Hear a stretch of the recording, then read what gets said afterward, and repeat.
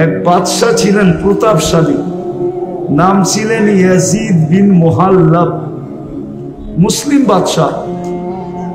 মালিক ইবনে দিনার রহমতুল্লাহ আলাইহির জামানায় বড় আল্লাহওয়ালা ছিলেন মালিক ইবনে দিনার, ওলামারা চিনে। তো উনি ওনার দিকে একটু বাঁকা চোখে দেখছিলেন, বাঁকা চোখে। তো বাদশাহ ডাইকা জিজ্ঞাসা করছে, তুমি তো আমার রাজত্বেই থাকো, তুমি কি আমাকে চিনো না? বলছে অবশ্যই চিনি। বলছে তাহলে বাঁকা চোখে কেন দেখলা? তো বললো, শোনো, আমি তোমাকে তোমার চেয়ে বেশি চিনি। তো সে একটু আশ্চর্য বোধ করলো, আরে আমার চেয়ে আমি আমাকে যতটুক না চিনি, এই লোকটা আমার চেয়ে আমাকে বেশি কি করে চিনে? বলছে বলো। আগের যুগের বাদশারা প্রতাপশালী ছিল, কিন্তু বেয়াদব ছিল না। কি ছিল না? বেয়াদব ছিল না। রাগ হয় না, পায়ে হাত রাখি। আজকাল তো মানুষ একটু ক্ষমতা পাইলে শুধু প্রতাপশালী হয় না, বেয়াদব হয়, আদব কায়দা হারায় ফেলে, ঠিক না? আদব কায়দা, কথা বলারও ঢং জানে না। তো বাদশাহ জিজ্ঞেস করলো, তুমি আমাকে আমার চেয়ে বেশি কিভাবে চিনো? তো মালিক ইবনে দিনার রহমতুল্লাহ আলাইহি বলতেছিলেন, আমা কানা আউয়ালুকা নুতফা, তোমার উৎস কি বীর্য ছিল না? তোমার তৈরি তো বীর্য থেকে, ঠিক না? আরে কি সত্য তো? দুর্গন্ধময় নিকৃষ্ট একটা পানি থেকে। তো বলছে বালা, অবশ্যই। বলছে আখেরুকা জিফা, তুমি মরে গেলে ফুলন্ত ফাটন্ত দুর্গন্ধময় একটা লাশ হবে না? বলছে বালা, অবশ্যই। বলছে বাইনাহুমা তাহমিলু কাদিরা, এই দুইয়ের মাঝে তুমি আর আমি একটা পেশাব পায়খানার টুকরি না? টুকরি বোঝেন? টুকরি পেটের ভিতরে কি? আরে বলেন না, পেশাব পায়খানা না, বুড়িতে কি আছে? মনে হয় ভালো ভালো খাওয়ান আছে, পেশাব পায়খানাই তো, ঠিক না? তো মা ইয়াজিদ বিন মুহাল্লাব বলতেছে, আরাফতানি হাক্কা, তুমি আমাকে চিনছো, এই চামচগুলো একটাও আমাকে চিনে না। চামচ চিনেন? রাধা বাদশাদের চতুর্দিকে চামচ থাকে না, চামচ। আরে চামচই কোন, চামচা কইলে আবার খারাপ শোনা যায়, সুন্দর ভাষা ব্যবহার করেন। তো বলে ওরা আমাকে চিনে নাই। আমি বুঝাইতেছিলাম, যেই মানুষটা এত সৃষ্টির ভিতরে এত ঊর্ধ্বে, সে নিশ্চয় কেন জমিনে পা রাখে? যুক্তি তো বলে, তর্ক তো বলে, বিবেক তো বলে, বুদ্ধি তো বলে, এমনকি বিদ্যা পর্যন্ত বলে যে সবচেয়ে পূর্ণতা নিয়ে ওই মানুষটাকে দুনিয়াতে আসা উচিত ছিল। কিন্তু মানুষটা কেন নিশ্চয় আসলো? কেমন নিশ্চয়? ফালা লাকা সিন্নুন তাক্তা, মার পাটের থেকে যখন আসে তো দাঁত থাকে না, কোত্থেকে কাটবে? ওয়ালা লাকা লিসানুন তানতিক, জিহ্বা থাকে কিন্তু বাক শক্তি থাকে না। ওয়ালা লাকা উযুনুন তাসমা, কান থাকে কিন্তু শ্রবণ শক্তির কার্যকারিতা থাকে না। ওয়ালা লাকা আইনুন তানদুর, চক্ষু থাকে কিন্তু দৃষ্টি শক্তির কার্যকারিতা থাকে না। ওয়ালা লাকা আকলুন তুমাইয়িজ, মগজ থাকে কিন্তু ভালো মন্দ বুঝার ক্ষমতা থাকে না। ওয়ালা লাকা কলবুন তাতাফাক্কার, দিল থাকে কিন্তু চিন্তা কি জিনিস সে জানে না। ওয়ালা লাকা ইয়াদুন তাফতিশ, হাত থাকে কিন্তু কর্ম তো দূরের কথা, ধরারই ক্ষমতা থাকে না। ওয়ালা লাকা রিজলুন তামশি, পাও থাকে কিন্তু চলার ক্ষমতা থাকে না। কুনতা সগীরা, বড় ছোট থাকে, বড় ছোট। আফসোস তো এইখানেই হয়, যুবক যৌবন পেয়ে আল্লাহকে ভুলা যায়। ভাবেই না যে মাত্র 5-6 পাউন্ডের ছিল, ঊর্ধ্বে 7 পাউন্ড, ঊর্ধ্বে 10 পাউন্ড। 10 পাউন্ডের উপরে বাচ্চা হয় না। আর 10 পাউন্ড যেই বাচ্চা, সে নর্মালও জন্ম নেয় না, তাকে সিজার করতে হয়। কেননা 10 পাউন্ডের বাচ্চা নর্মাল আসতে পারে না, তাকে সিজার করা ব্যতীত আনা যায় না। তাহলে 10 পাউন্ড। কিন্তু যুবক তো ভাবে না যে আমি একদিন 10 পাউন্ড ছিলাম। আল্লাহ তো এটাই বলে, আমা কুনতা সগীরা, তুই ছোট ছিলি। আমা কুনতা যায়ীফা, তুই কি দুর্বল ছিলি না? মার পেটের থেকে আসে তখন কেমন দুর্বল, কিন্তু বড় হইতে দেরি। অতীত বলতে তো দেরি করে না যে অতীতে আমি ছিলাম কি, কে আমাকে এত ওজন বানাইলো। 70 কেজির ওজন আমাকে কে বানাইলো 10 পাউন্ড থেকে, এটা তো ভাবে না। তো নিশ্চয়ের চিত্র দেখাইতেছি যে ছোট ছিল কতটুকু, ওয়েট ওজন ছিল কতটুকু, দুর্বল ছিল কেমন। কুনতা জাহিলা, তুমি বড় অজ্ঞ ছিল, অজ্ঞ। এই নিশ্চয় মানুষ কেন আসে? আবারও বলতেছি, অথচ সৃষ্টির সেরা আল্লাহ মানুষকে একটা মেসেজ দিতে চান, মেসেজ।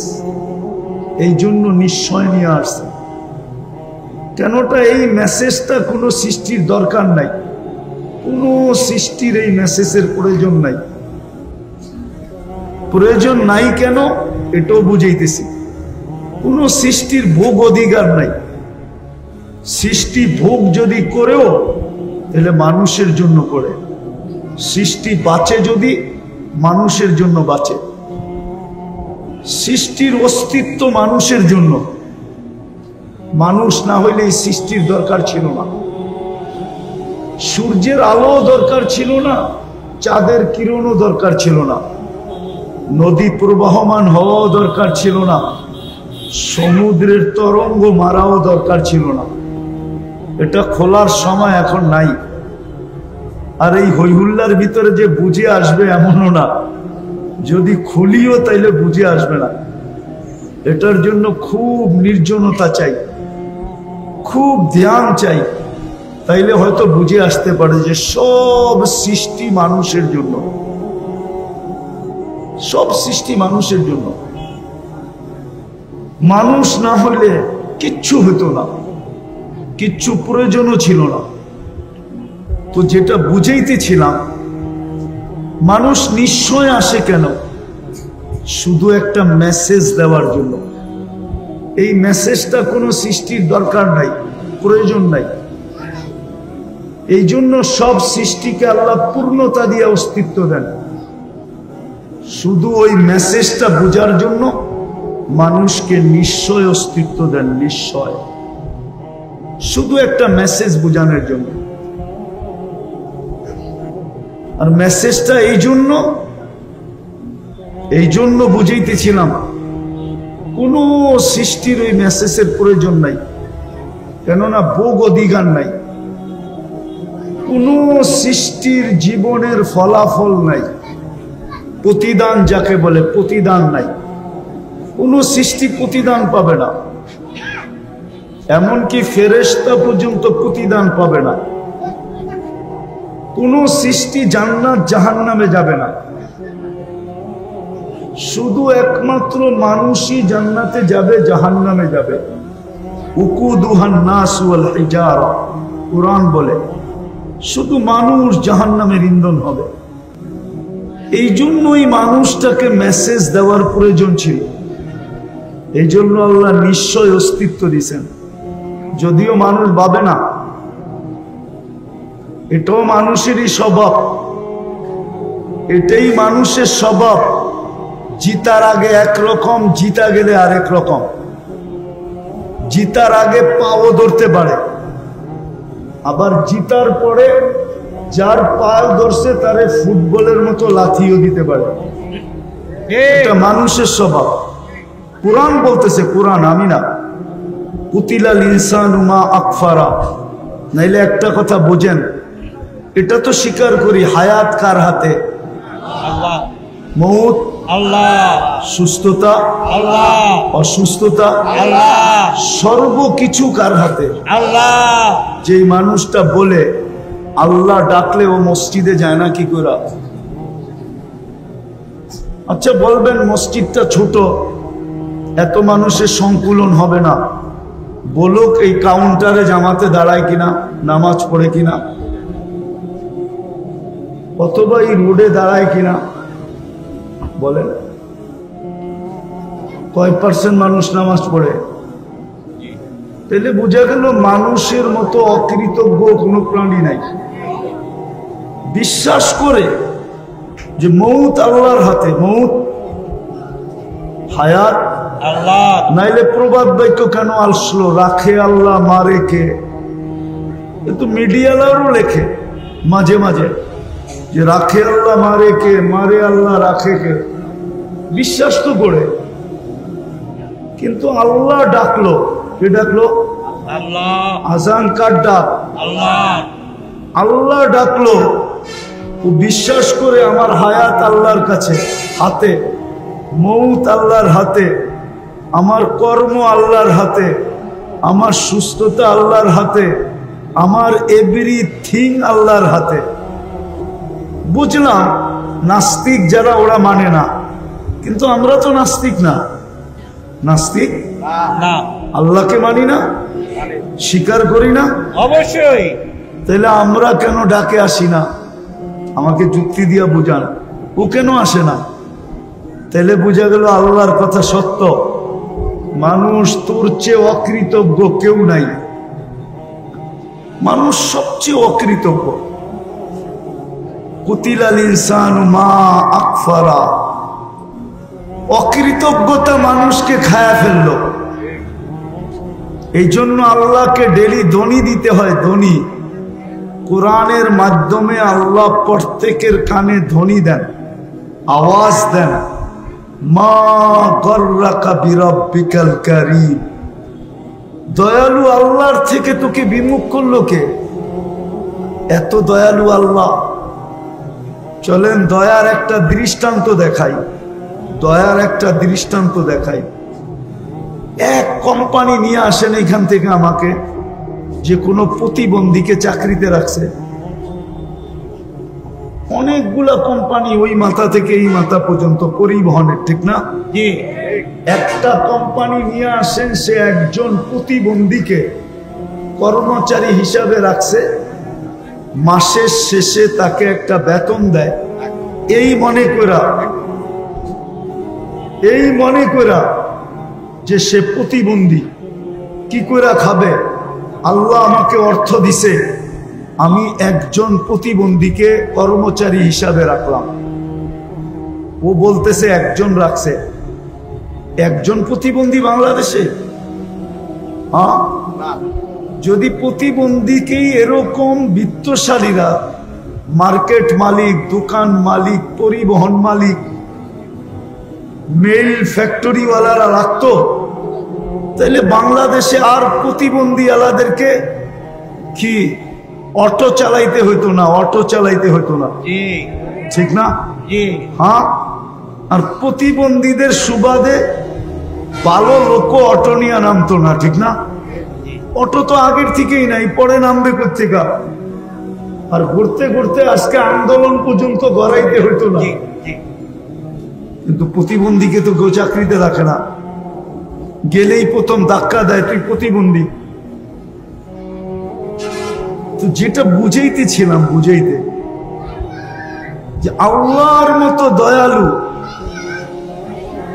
মা গররাকা বিরাব্বিকাল কারীম, এই ধ্বনি দিতে হতো না, এই ধ্বনি দিতে হতো না যে আমার মতো দয়ালুর থেকে তোকে বিমুখ করলো কে? তুই সারাদিন বিমুখ থাকা সত্ত্বেও, আমার হাতে হায়াত থাকা সত্ত্বেও, আমার হাতে মৌত থাকা সত্ত্বেও, এভরিথিং আমার হাতে থাকা সত্ত্বেও আমি তোর ডাকি বলে ডাকি আমি, তুমি সাড়া দাও না, তারপরও আমি তোমার সব কিছু বহন করতেছি। বলেন এরকম দাতা কই পাবেন? একটু ভাবেন, বিবেক দিয়ে ভাবেন, কাজে দিবে কিন্তু। নাইলে এই কথা বলতে পারবেন না, এই কথা বলতে পারবেন না। আপনি যুক্তি দিবেন, তর্ক দিবেন, যুক্তি তর্কের জবাব কিন্তু এটার ভিতরে রাখা আছে। আপনার ব্রেনের ভিতরে আপনার যুক্তি তর্কের জবাব রাখা আছে, আপনার ব্রেনের ভিতরেই রাখা আছে। আপনি এটা বললে হবে না যে আমি কর্মব্যস্ততার কারণে পারি না। ড্রাইভার যদি বলে আমি চালক হিসাবে নামাজ পড়তে পারি না, আমি ওকে প্রশ্ন করব তোমাকে চালানের যোগ্যতা কে দিল? হ্যাঁ, কে দিল? আল্লাহ। আরে বলেন না আল্লাহ। আল্লাহ বলতে দ্বিধা করেন কেন? আল্লাহ বললে 40 নেকি মিলবে, 40 নেকি। কে দিল তাকে যোগ্যতা? আল্লাহ যদি জিজ্ঞেস করে যোগ্যতাটা কার ছিল বল? তোকে যদি প্রতিবন্ধী বানাইতাম কে কি করার ছিল? তোর মা বাবার চোখের পানি জড়ানো ব্যতীত আর কিচ্ছু ছিল না। চোখের পানি জড়াইতে থাকতো। আল্লাহর বিরুদ্ধে কেস কোথায় করতো? হাইকোর্টে না সুপ্রিম কোর্টে না জজ কোর্টে না র্যাবের কাছে না আর্মির কাছে? কার কাছে করতো? এই যে রাস্তায় যারা ডিউটি করে, এরা যদি বলে আমি ডিউটি করি, আমি নামাজ পড়বো কি করে? আমি যদি প্রশ্ন করি তোমাকে এই দেহটা কে দিল? ডিউটি করার মতো যোগ্যতা সম্পূর্ণ তোমাকে কে বানাইলো? এটা আমাকে বলো। আল্লাহ তো এটাই প্রশ্ন করবে, তুমি আমারটা দিয়া বাহাদুর, এই দেহটা কার? আল্লাহ। আচ্ছা, যার যৌবন দিয়া, হ্যাঁ কি বলেন না? আল্লাহ। সুন্দরী মডেলিং কার সৌন্দর্য দিয়া? আল্লাহ। হ্যাঁ, সৌন্দর্যই তো লাগে মডেলিং এর জন্য, ঠিক না? না মডেল সবাই হইতে পারে না, মনে হয় বোঝেন না আপনারা। আরে মডেলিং হইতে হইলে কি লাগে? সৌন্দর্য লাগে না? হ্যাঁ। সৌন্দর্য কার দেওয়া? আল্লাহ। না ওর বাপ মা বাজার থেকে কিনা আইনা সেট করছে? হ্যাঁ বলেন না? না প্লাস্টিক সার্জারি করছে পুরা শরীর? তাও তো না, কার দেওয়া? আল্লাহ। তাহলে ঠিক যে যেখানে কর্মরত ওকে কর্মযোগ্য কে বানাইছে? আল্লাহ। যদি না বানাইতো কিছু হইতো না। তো কি করে বলে যে আমি তো কর্ম করতেছি, আমি ব্যস্ত, আই এম ভেরি বিজি, আমি আপনার ডাকে সাড়া দেই? তো দেই কি করে? ও কর্মযোগ্য বানানোটা ভুল হয়েছে, ঠিক না?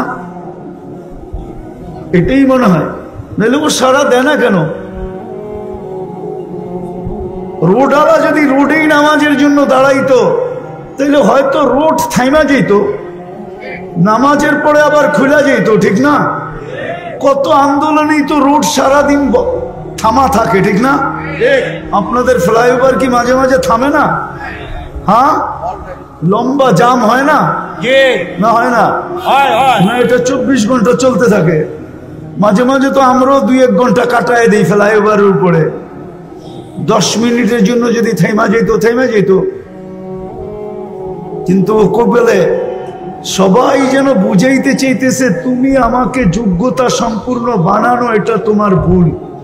তুমি আমাকে শ্রেষ্ঠ কেন বানাইলে? তুমি আমাকে সৌন্দর্য কেন দিলে?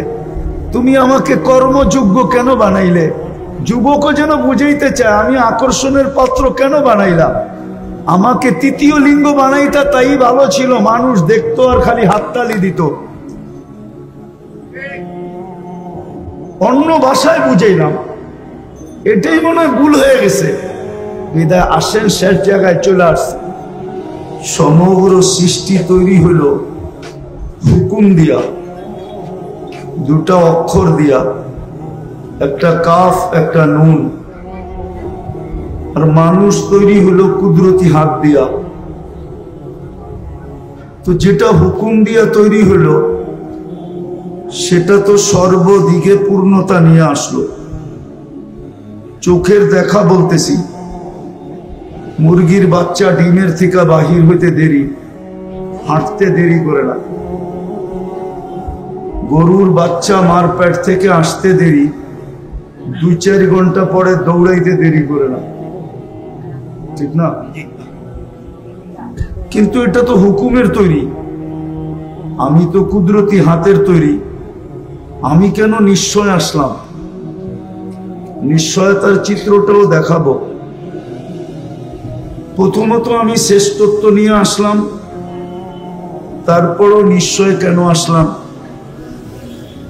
কুদরতি হাতের তৈরি, তারপরও আমি নিশ্চয় কেন আসলাম? যে হুকুমের তৈরি সে স্বয়ং সম্পূর্ণতা নিয়ে কেন আসলো? দুনিয়াটা মানুষের জন্য তৈরি, মানুষ না হইলে এই দুনিয়াটা হতো না। কোরআন এটাই বুঝায় যে মানুষ না হইলে দুনিয়াটা হতো না। ওয়াল্লাযী খালাকা লাকুম মা ফিল আরদি জামিয়া,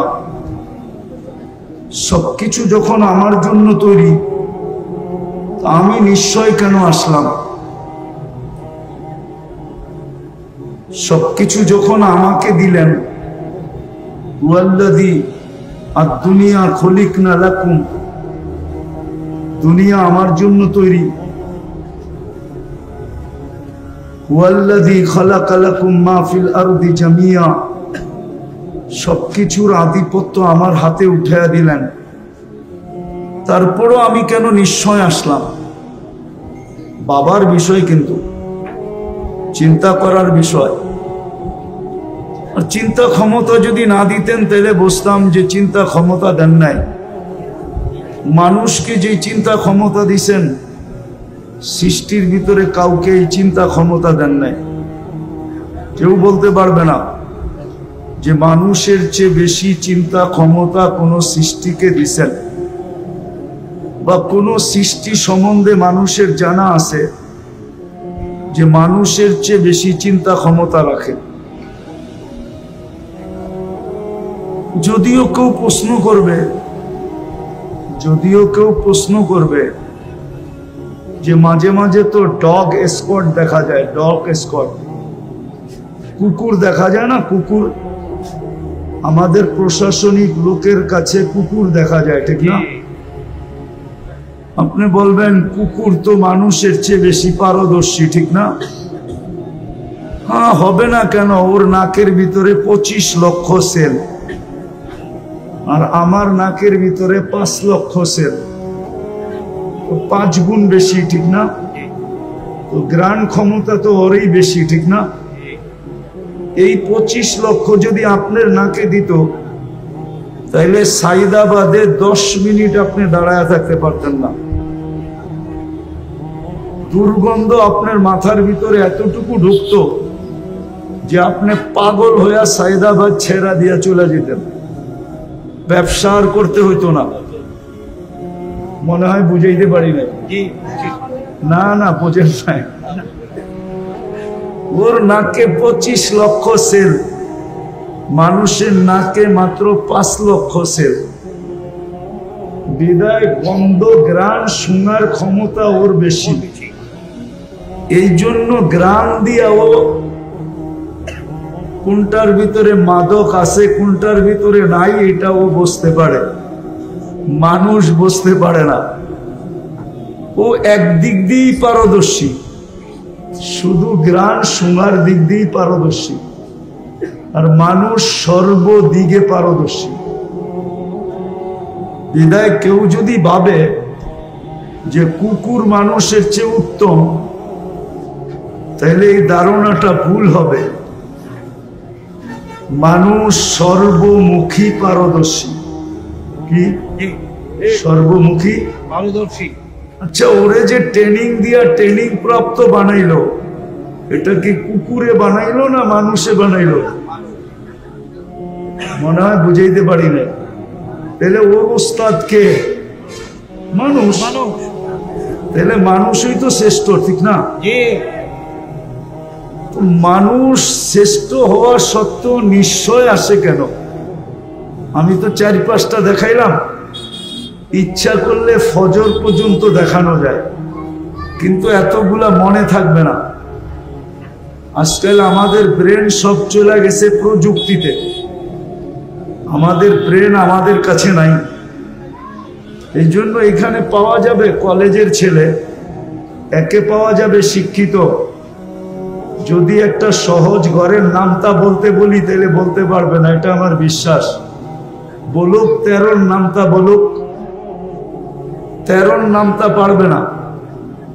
ও 13 কে 13 দিয়া গুণ দিতে গেলে ক্যালকুলেটর তালাশ করবে। আর আগের যুগে আছে 25 পর্যন্ত নামটা মুখস্থ করতে হইতো স্কুলে, প্রাইমারিতেই কমপ্লিট হইতো 25 পর্যন্ত। আমরা 25 পর্যন্ত পড়ছি। এখন চলে গেছে মানুষের ব্রেন প্রযুক্তিতে, মোবাইল বললাম না, প্রযুক্তিতে চলে গেছে। বিদায় বেশি বললে মনে থাকবে না, এই জন্য চোখা চোখা 2-4টা বলতেছি। চোখা চোখা বোঝেন? মনে হয় বোঝেন না, ঢাকায় শব্দ তো কই থেকে বুঝবেন? এখন বললে তো অন্যের আবার চেতা যাইব। এখানের আদি বাসিন্দারা সবাইকে অন্য একটা শব্দ বলে,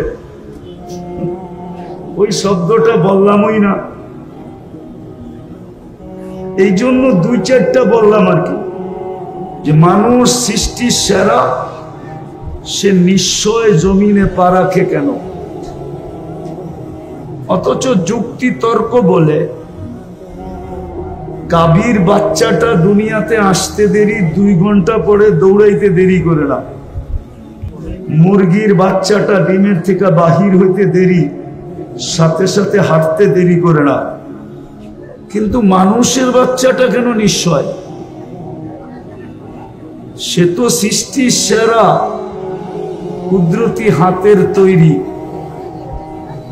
দুনিয়ার আধিপত্যটা তাকে দিলেন, দুনিয়া তার জন্য তৈরি করলেন। সে সৃষ্টির ভিতরে সবচেয়ে সুন্দর।